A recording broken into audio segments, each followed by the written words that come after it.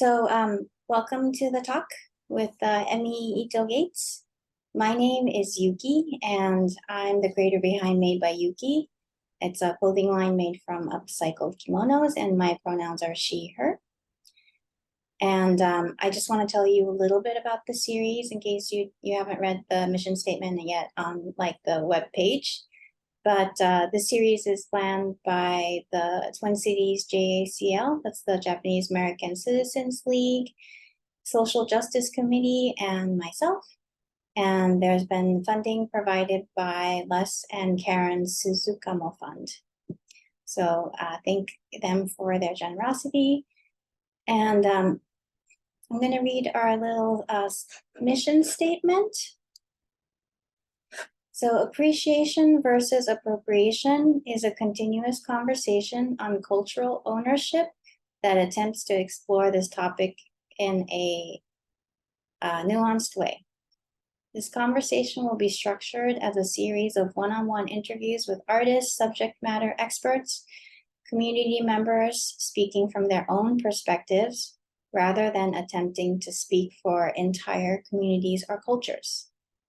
We do not expect all messaging to be consistent, nor do we expect the consensus to be reached on where the line falls between appropriation and appreciation. Rather, our hope is to spark conversation on the topic. Okay.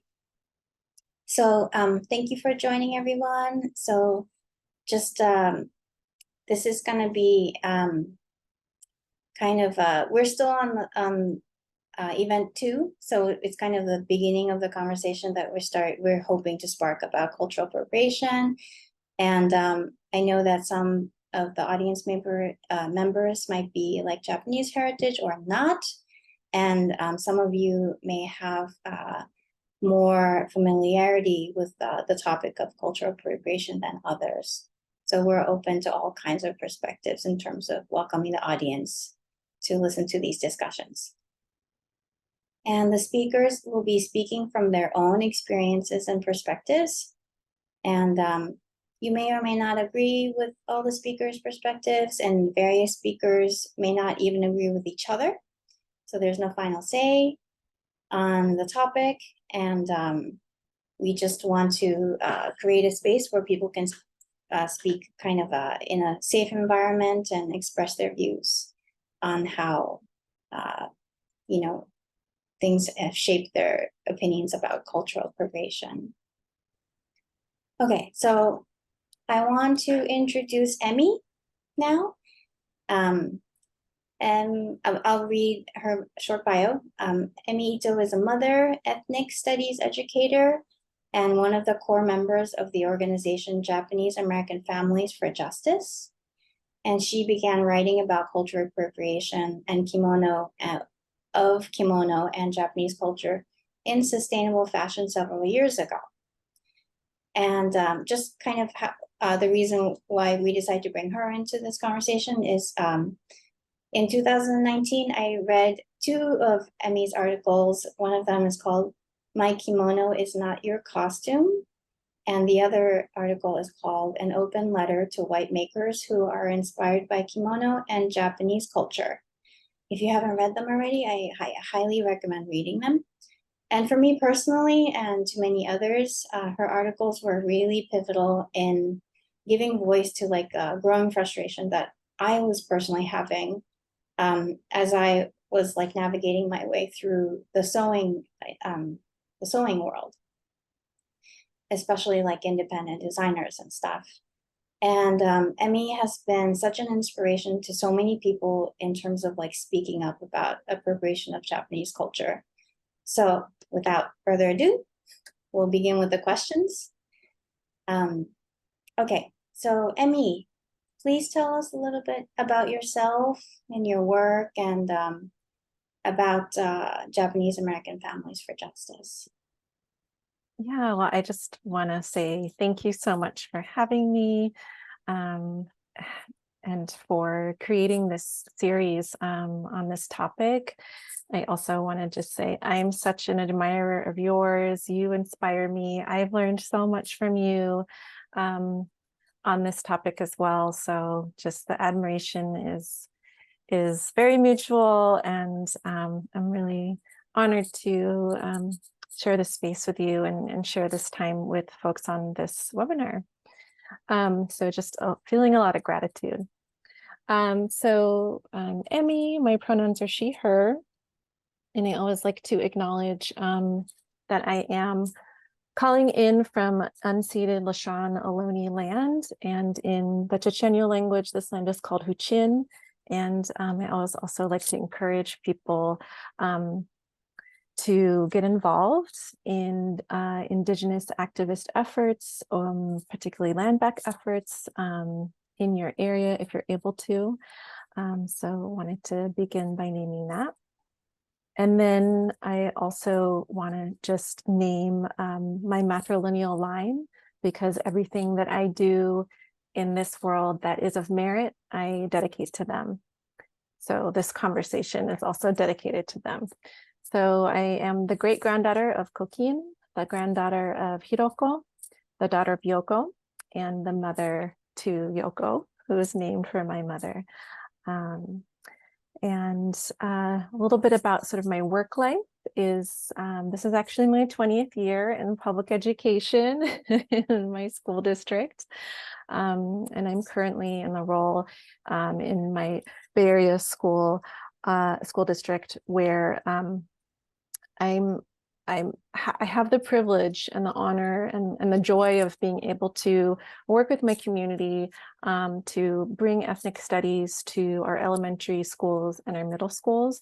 We already have it at the high school, and our hope is also to perhaps deepen and expand what's happening at the high school. But it's really hard work, and I'm really grateful to be able to do ethnic studies work in my community. And then aside from kind of my formal work, I also am part of this grassroots organization that Yuki was mentioning, Japanese American Families for Justice.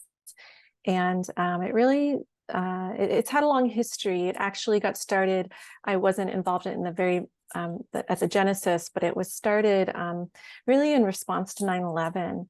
So Japanese Americans in the Bay Area, our founder, Kimiyoshi, she gathered together activists in the Bay Area to really have a response to what was happening to Muslim and Sikh Americans after the attack. And there was an action that they organized in Japantown, and Yuri Kochiyama, who's pictured here in this image behind me, was at the event and spoke at it.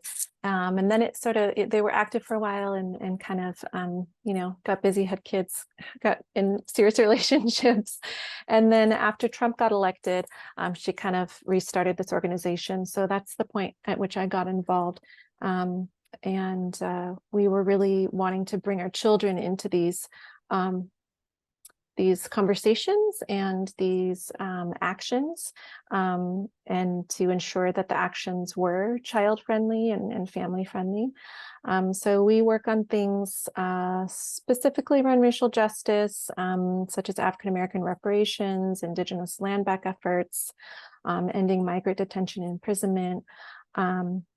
So that's a big piece of what I do sort of outside of my work. And right now we're creating curriculum, free curriculum, and artwork for educators. So if you go to our Instagram account or our website, you can get that free curriculum. And we'd love it if you used it in your own communities. I'm also the co-superintendent of my Buddhist temple's Dharma School. And I work in my school district toward reparations for our Black students. So life has been busy, and lately I haven't really been speaking out or writing about cultural appropriation as much, but this is still a topic I care about deeply, and I'm just really grateful to be able to talk to you, particularly Yuki, about this topic, because you are such a thought leader and such an incredible talent, and of course wearing one of your gorgeous designs. So thank you again for having me here. Thank you. Great. Okay. So the next question is, how do you identify yourself culturally and or ethnically? So for example, I identify as Japanese American and Asian American. How about you? Yeah, so I would say my identity is a little bit of a mouthful. So I identify as trans-racially raised, multiracial Japanese American. So I'll break that down a little bit. When I was a child, both of my parents died of AIDS. And if you know my story, you've seen pieces I've written or visited my social media account. I do share my story a fair amount. So at that time, it was actually my mother's koto students. So she would go to the Bay Area, and there was this group of some Japanese heritage, but mostly non-Japanese heritage, mostly white folks in the Bay Area who were really interested in classical Japanese music. So she was their koto and shamisen player, teacher. And so it was two of those students who she became friends with. And after my parents passed, I went to live with them in the Bay Area. And I was not legally adopted, so I do intentionally use the phrase transracially raised. Sometimes I will use the language of adoptive mother or adoptive father, just because other language would be, like I said, kind of a mouthful. So that's sort of my shorthand, but I do intentionally use transracially raised because there was no legal adoption that took place. And then I do strongly identify as a multiracial person, as a Japanese American. And I also identify with the term Asian American, which I always love to tell people was coined here in the Bay Area by Yuji Ichioka, who was a UC Berkeley ethnic studies grad student, and also ethnic studies professor. But since we're talking about cultural appropriation, I wanted to share a term that I used to use a lot, which is the term hapa. I would say particularly multiracial Asian Americans in California have used this term a lot. And I think, I know I have friends who still use the term. However, because it is a native Hawaiian word, and I've learned that, at least my understanding right now, what I've learned is that this term actually means being mixed native Hawaiian or Kanaka Maoli, along with other ethnicities and races. So, now I feel it is an act of cultural appropriation for me to use the word hapa. So I no longer use it, but when I learned this word in my early 20s, actually through Hapa Issues Forum, which was a pretty amazing organization out of San Francisco State, I was really kind of mind blown. Like, there's a word for this identity that I embody, and I found it very healing. So I used it for many years, but now that I've learned it's not my word to use, I no longer use it. Thank you for that. I think it really helps us to understand further about your perspective when you tell us about how you identify culturally. So thank you. So the next question is, can you tell us a little bit more about your mom and how her legacy has influenced your cultural identity? Yeah, so I'm so proud of my mother. I might get a little teary, but she was an incredible person. Take your time.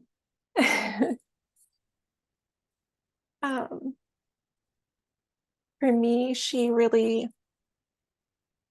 let me back up a bit. She was a professional musician, koto and shamisen player. She started koto when she was 5 years old. So she really dedicated her life to preserving Japanese art. And she was very successful. So she performed in Carnegie Hall. She recorded on a record with Pharoah Sanders, who's a famous jazz musician. She was on an episode of Reading Rainbow. And I was, I think, like 4 years old when she was on this show.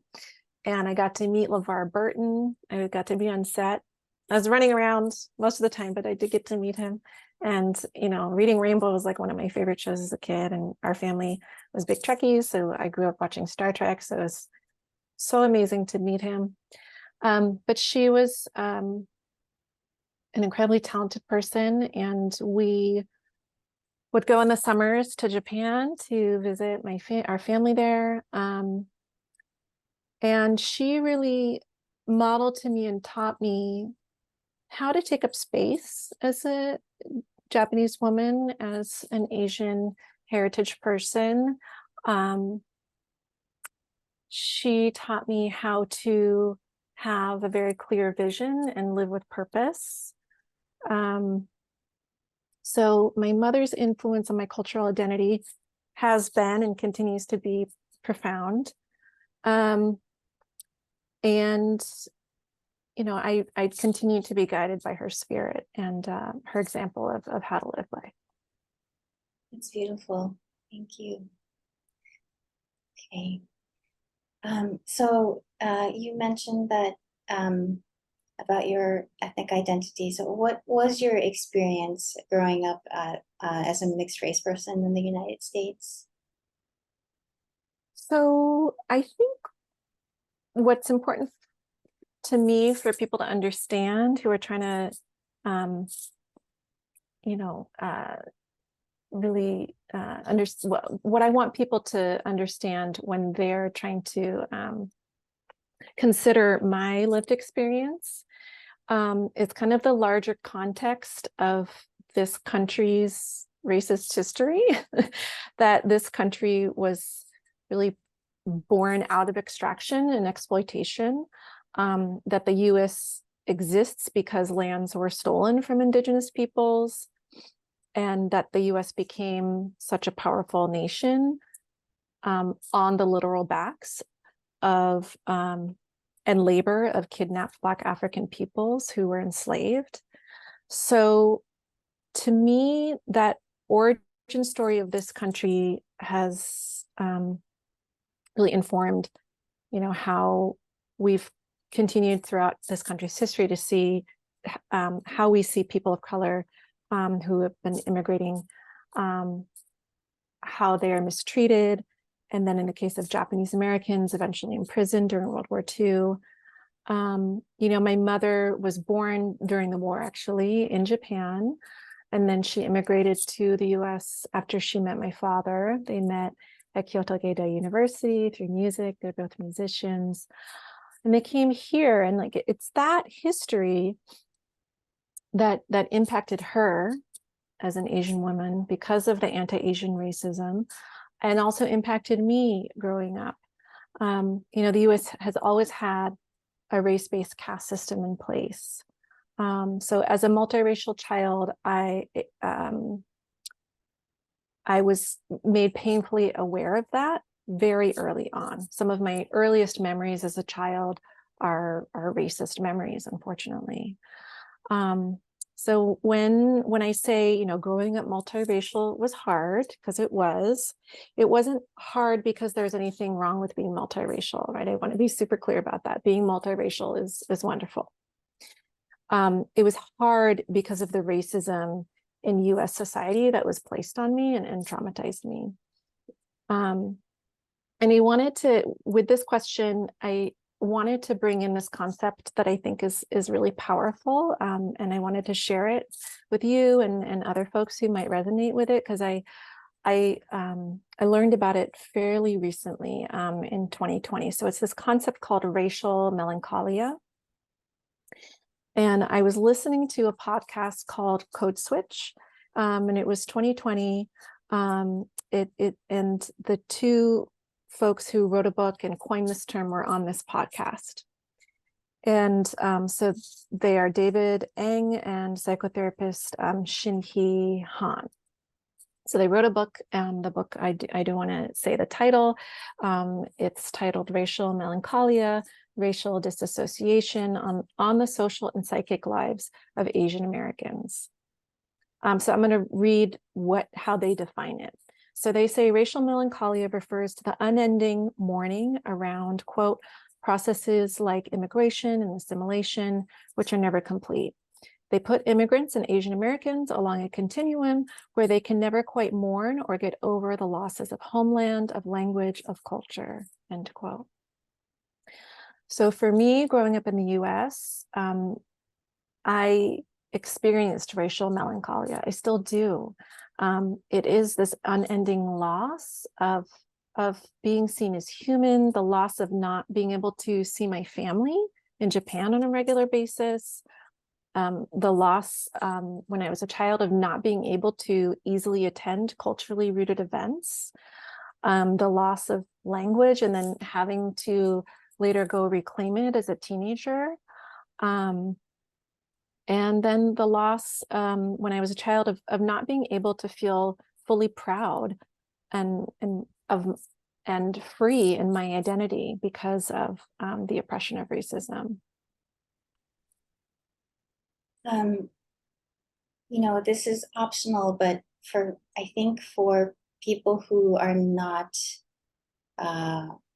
mixed race or of color, I think it's helpful sometimes to hear like maybe a specific incident or something that really like impacted your life, maybe when you were younger. I mean, for me, it was when I was in junior high school. We lived upstairs from a white couple, and every time I would go to school and I would walk down the stairs, the wife would open the door and yell racial slurs at me and tell me to go back to my country, stuff like that. I think it's hard to understand if you're not a person of color, that kind of, it's up to you if you don't want to answer specifically, but I find it helpful.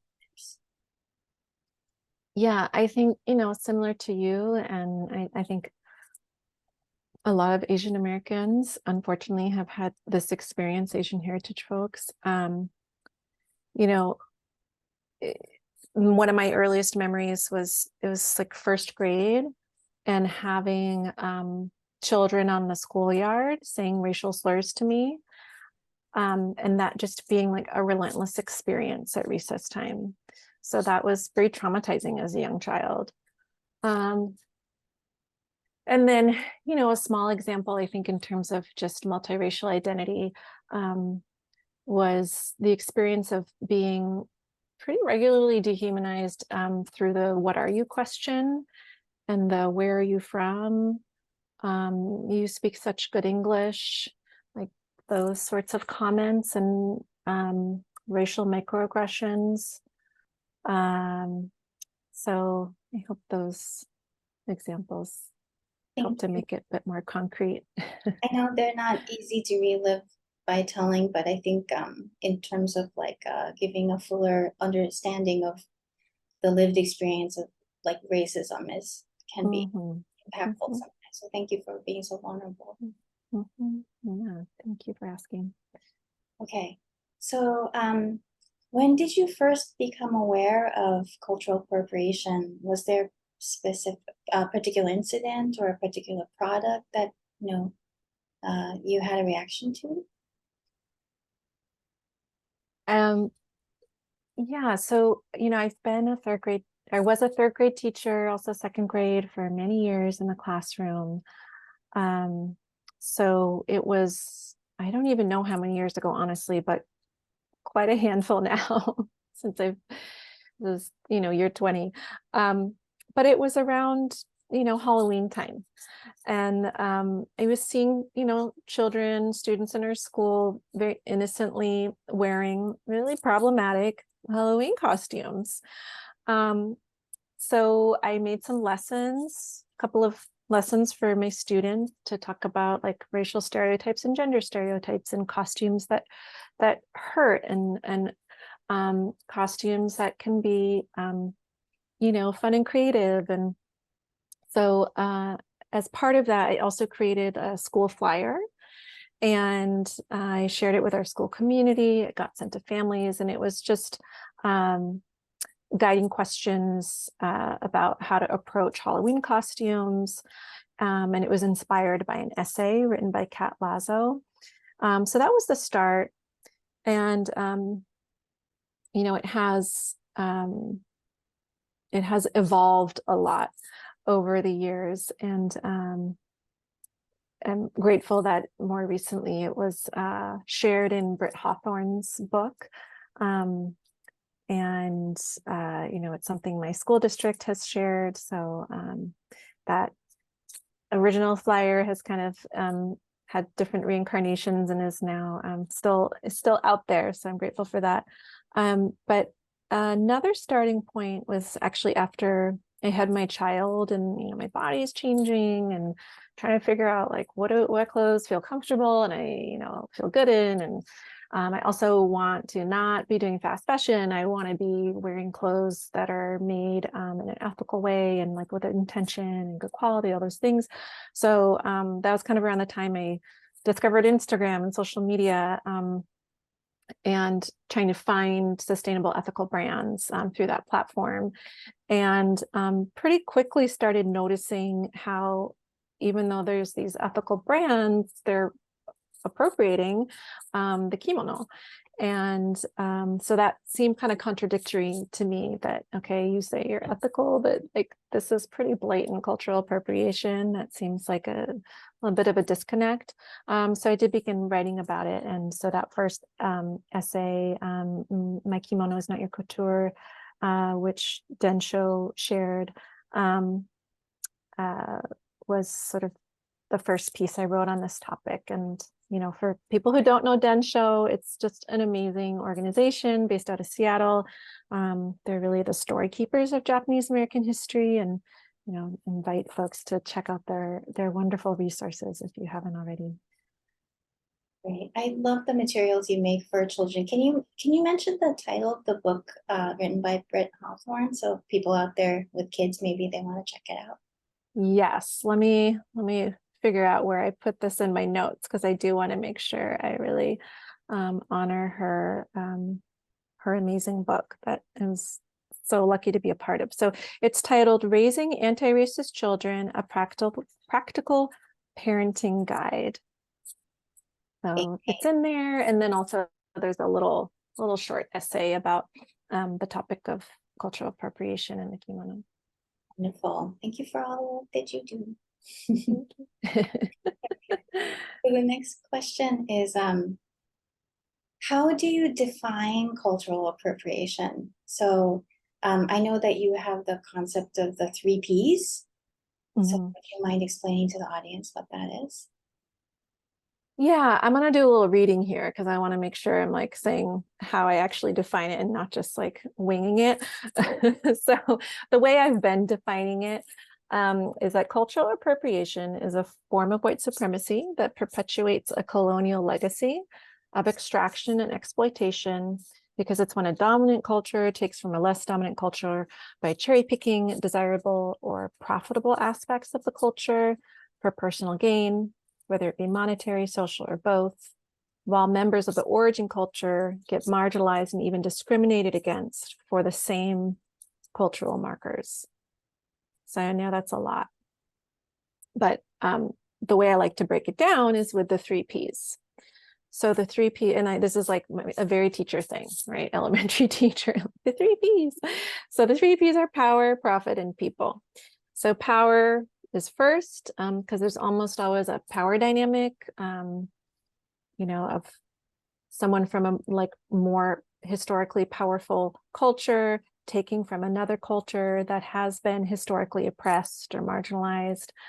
And then the second P is for profit, because typically, you know, we live in this capitalist society. Someone is generally profiting, and often it is not the origin cultures and communities. And then the third P is people, because the people and also the histories and lived experiences of the origin cultures almost always get erased.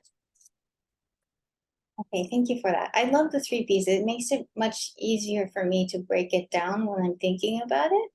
So, great teacher. It's the elementary school hat. I think it's Elementary school teacher hat. think it's a perfect way to explain. Okay, so that's it's a great segue to my next question, which is about your article that you wrote in Isolda, I think is how you pronounce it. Yeah. And the article is called An Open Letter to White Makers and Designers Who Are Inspired by the Kimono and Japanese Culture. And it was one of the first articles I read by you, one of many pieces of writing that I've read by you. And it was really eye-opening, and it really gave me the courage to speak up for the first time. And can you tell us some main points and guidelines that you present in the article? Yeah, thank you so much for the kind words. So in the essay, I really start with my why, like why cultural appropriation matters to me. And I talk about, the familial connections and about my own family and what my kimono that have been passed down from my grandmother to my mother to me, and which I'll pass on to my own child, what that means to me. So there's a little bit of a, personal narrative in the beginning. I get into the 3 Ps, and then I address, some like FAQs, frequently asked questions. But I wanted to, for the purpose of this conversation, because, folks can go read it. And if you already have, thank you. But I wanted to like pull out that 3rd P of people, because I think it's so important. It's the most important one, because we need to center one another's humanity. And I believe if someone really respects and loves Japanese culture and Japanese arts, then you really also have to honor the people who create and breathe life into the culture and these amazing art forms. And that also means all of us. That means the diaspora, not just the people born in Japan, but those of us also born outside of Japan. And I do think particularly, this piece was directed at white makers. I do think white makers have a responsibility to really learn and consider the histories of the diaspora. As a teacher, I deeply value learning and having the identity of being a lifelong learner. So I do think it's important for, all of us really to learn and understand this history, of do folks really know about the incarceration of Japanese Americans during World War II? It's a very complex, deep history. Do people know about what happened to Japanese Canadians, Japanese Peruvians, Japanese Latin Americans during World War II? And what heritage garments have meant to those communities? So I think it's important for folks to really consider those of us who have been racially targeted and ostracized for being just who we are in the world, for wearing our cultural garments, for bearing our Japanese names, bringing our ethnic foods to lunch, that we also need to be considered and thought about. And that respecting Japanese culture and art forms and the contributions of Japanese creatives means that we're respecting the histories and the voices of Japanese people, Japanese heritage people who live all over the world. And I think particularly because I'm coming from the United States, until we in the US really reckon with our history and educate ourselves and our children more accurately and justly, that being careless about cultures, just it feels like a continuation of that very exploitive and extractive history which this country was founded on. And just this feeling like it's okay to skip over the hard stuff and just, leave it to people of color to hold that hard stuff, because I want to go have fun over here and enjoy like the beautiful things, the fun things. And I want our histories to matter. I want our voices and our stories to matter. And I want that to not just have to be the burden of people of color to hold on our own. That those stories are held by everyone and uplifted, honored, celebrated. And that it's not just about like the act of taking. And so I jotted down kind of like a very oversimplified kind of comparison. So I'm going to share it. I mean, it's a little silly, but I wanted to kind of evoke like the feelings that come up when I see cultural appropriation of Japanese garments like the kimono happening. So I'm gonna share this comparison. So I want people to imagine a friend, who perhaps makes more money than you do, who comes over and they want to borrow your favorite sweater that you just bought. You saved up a lot of your hard-earned money through your job to purchase this beautiful sweater that you've been wanting. And, like there is this, you're aware of this class difference between you and your friend. Like this is an item your friend could have probably bought very easily, but for you, it's taken a lot for you to save up for it. It's in your favorite color. It's a bit of a splurge. It's a special treat. And this sweater is a reminder to you that like everything's going to be okay, and that and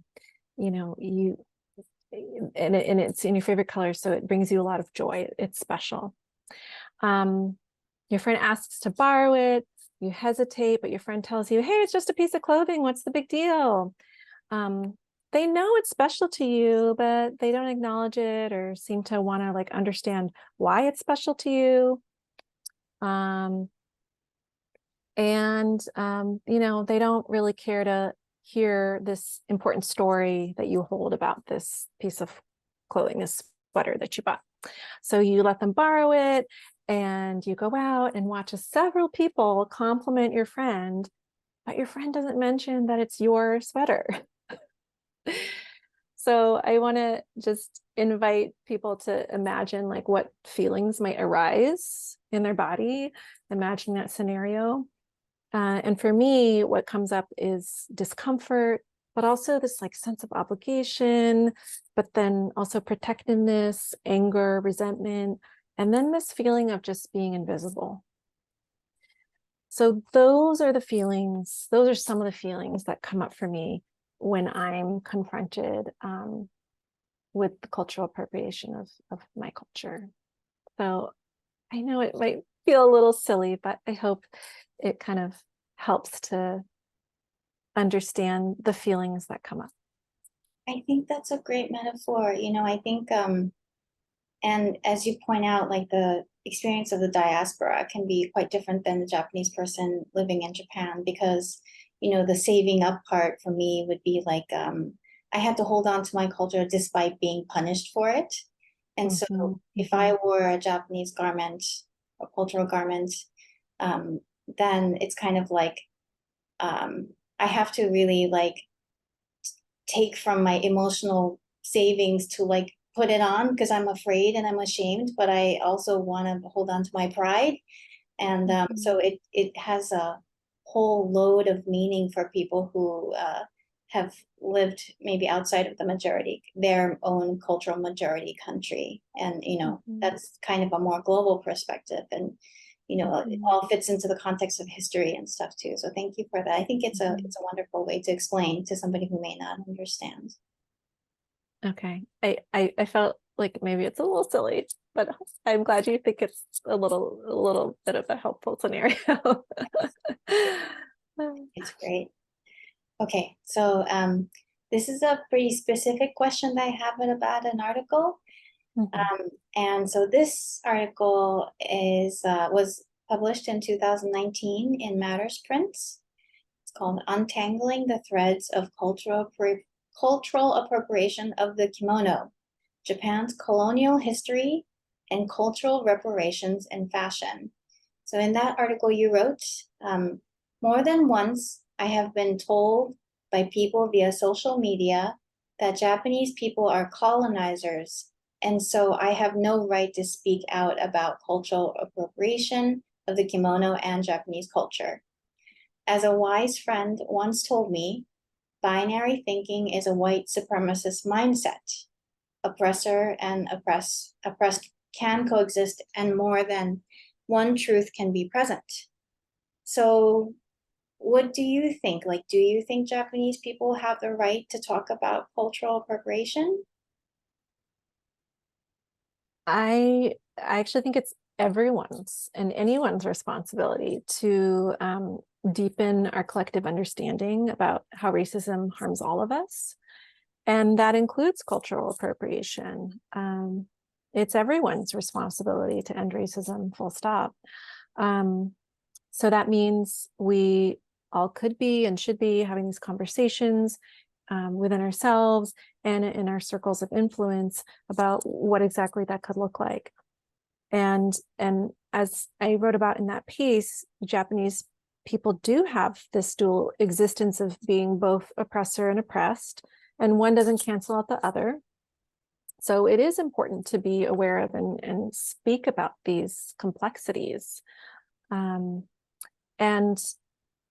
you know, when it comes to this topic in general, there's this Maya Angelou quote that comes to mind that I always fall back on, and it's do the best you can until you know better. Then when you know better, do better. And I want to just bring in again that identity of being a lifelong learner, that when we welcome an ongoing self-inquiry process, then we invite mistakes as a vital part of that learning journey, that lifelong learning journey. And, you know, cultural reparations, to me means people who have been harmed by the Japanese government. For example, Korean heritage people who have intergenerational trauma because of Japanese colonization. That's a community that, in my opinion, absolutely has ownership of being able to connect with, if they choose to, the Japanese arts. If that's a healing place for them, a place of being generative and creative, then by all means, to me, that person has the right to make a profit, and have the arts be a vehicle to make money. And I think, particularly in that example, Korean heritage people have not received reparations, and more specifically, the grandmothers who, I think, the euphemistic term is comfort women, have not received reparations. So I do think that this is one way that perhaps reparations can happen in a different form. Yes, I love that. I think that, we talk about reparations in the States a lot, regarding the descendants of enslaved people from Africa. And I think it's not often talked about in terms of like the history of Japanese colonization, but it definitely is relevant if you have this worldview like you do. So thank you for sharing. This isn't part of the questions that I may have sent you, but I know you've talked about it openly. Would you like to tell us about your kind of evolution, about how you may have changed your perspective with regards to maybe like the jacket, Wixton pattern in particular? I know you've written an update to that article, so I think it's just a really wonderful way that you have kind of shown your evolution and your growth in terms of thinking about this issue. Mhm. Yeah, I mean, so when that I think it was the kimono is not my kimono is not your couture piece came out, that Wixton, it was the kimono pattern was released, I think, around that time, and was very popular. And I was also starting to get interested in sewing. And there were other brands that were run by Japanese heritage makers that were creating haori jackets. Like, for example, I think Atelier Delphine is one of them. She has a kimono jacket and I think a haori coat. And, she's a Japanese heritage person. And so, in that piece, there's like a suggestions of how to it's been a while since I've looked at it, but I think there's like a suggestion section of how ways to kind of avoid cultural appropriation. And it's well, just using more accurate language is one way, and accurate language does matter. It makes a difference. Words matter. And so I had made the recommendation of look, if you're this is not a kimono, if you're being inspired by Japanese culture, and it's really important for you to name that and have that in the name. It's a jacket, so haori is actually a jacket you put over your kimono. So why don't you use that term? And so that was kind of the space that I was in for a while, in that way of thinking. And going back to that Maya Angelou quote, do the best you can until you know better. Then when you know better, do better. And sort of during that time, I was having conversations with other Japanese heritage makers who had very strong opinions about, going back to the 3 Ps, that profit piece. And it doesn't feel good that, a white maker is making a pretty decent profit from this very popular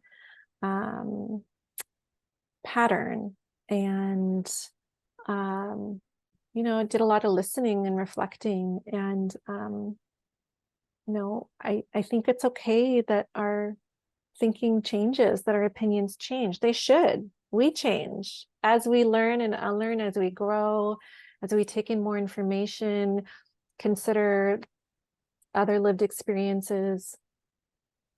So I felt moved by those people I was in dialogue with, of just hearing how they felt harmed by that still, even though, it's sort of maybe a little bit more of accurate languaging around the naming of the item. And so I could be misremembering, but I think it was a conversation I had with the maker. And it was a really hard conversation. And I have a lot of compassion for her journey too. We're all doing the best we can. Yes. And then trying to do better when we know better. So I honor that and appreciate that she was open to listening and trying to make change, because not everyone is open to A, listening, B, making any changes. There are plenty of people I reached out to try and have a conversation. It was just completely a non-starter. It got shut down pretty quickly, and that's their journey. So I think that another example that I wrote about in the the open letter to white makers was the naming of the Asawa belt with Liz Suzanne. And at first it did feel very collaborative, in that I was being included to name this piece, but I wasn't included in designing it, just naming it. So I wasn't like a co-creator from the start. And then when there was this whole spike in anti-Asian racism, it just wasn't really like sitting right in my heart, because it wasn't like a true collaboration from the beginning. And so she was willing to just have a dialogue, have a conversation. And, ultimately she decided to just stop making the item, which is something designers do, right? You do certain pieces and then you stop making those pieces, you make new designs. So, I think it was the right thing to do. It had run its course as a piece in her collection. And, she was really open to listening to what I had to say about why it wasn't feeling right, particularly in that larger context of what was happening to Asian Americans, which has always happened to Asian Americans, by the way. Anti-Asian racism and violence has always existed as long as Asian Americans have been in the United States. But certainly, as many of us know, there was a huge spike. So that's another example of that kind of just change in thinking over time. Yes, I mean, I think you've been so instrumental in helping some makers educate themselves further about this issue, and in particular the jacket sewing pattern example of Wixton. I think that was a great example of how even though you initially wanted her to change the name from kimono to haori, but later decided that that was also not appropriate, and she was open to listening. So I think that's a really wonderful example of somebody who's willing to learn from the community, from where the naming came from. So yeah, I just want to put that out there. I really appreciated both of your work on that. So thank you.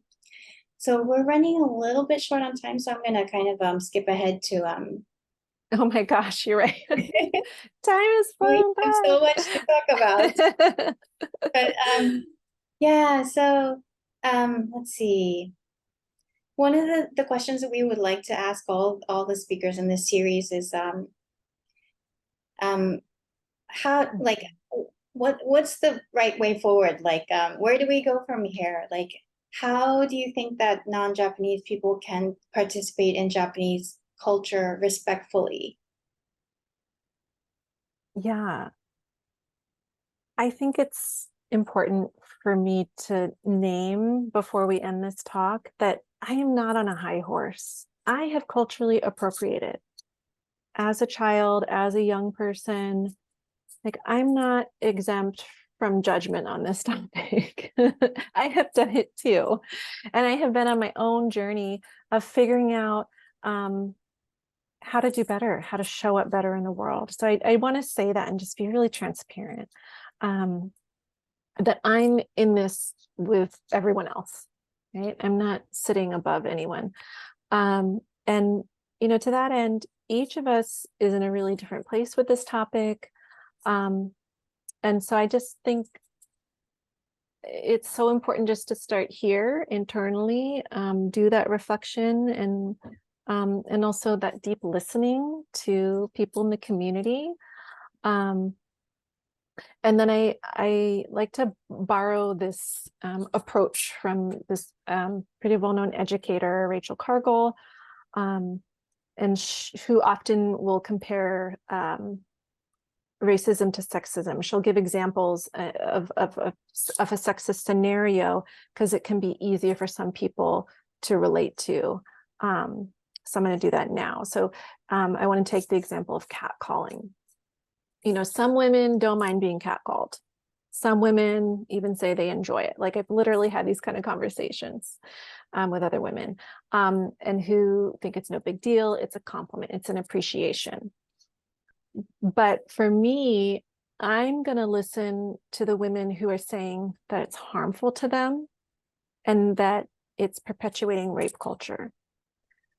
So what I would offer is, that you will hear Japanese heritage people, some people who are telling you it's totally fine. Cultural appropriation is not a big deal. People are overreacting. But I would encourage people to listen to those who are saying, this hurts me, this harms me, this is perpetuating white supremacy culture. And then lastly, I think it's very important to, as I've named in previously, we need to invest in education and also relationships. It's about building those relationships and not having an extractive, profit-driven connection to a culture. And that we really consider a true collaboration where there's reciprocity and an exchange and a synergy of ideas coming together from the beginning. You know, I want people to learn our histories and the histories of the diaspora. You know, do you know the histories of, you know, Japanese Americans, Japanese Peruvians, Japanese Canadians? And I just think it's so important to always invest in people and in our learning. And, you know, when we have the stance of how am I contributing versus how am I consuming, then we're moving in the right direction. Great. Thank you so much, Emi. Thank you so much for your time and all the time you've spent educating so many of us and inspiring us to like really think about and speak up about what's on our minds, and for all the work you do to combat racism in America and educating the children, and you do so much. And I'm so grateful that I have found you in this internet space, and you've been a great teacher of mine. And please keep doing what you do. Thank you. Likewise. I'm just so so happy to know you, and I'm really glad that we had this conversation. I wish we had another hour, but thank you for having me. Thank you. So thank you everybody for attending. And in 2 weeks, there's going to be another wonderful speaker, Atsushi Futatsuya, and he's a very prominent Sashiko teacher who lives in the United States. And I hope you will join us for that. And thanks again, Emi. Thank you. I hope that we'll continue to, you know, be in touch. And oh, we will. Okay. Yeah. Wonderful. Thank you. Okay, bye everybody. Thank you so much for your time. Thank you. Thanks everyone. じゃあね。またね。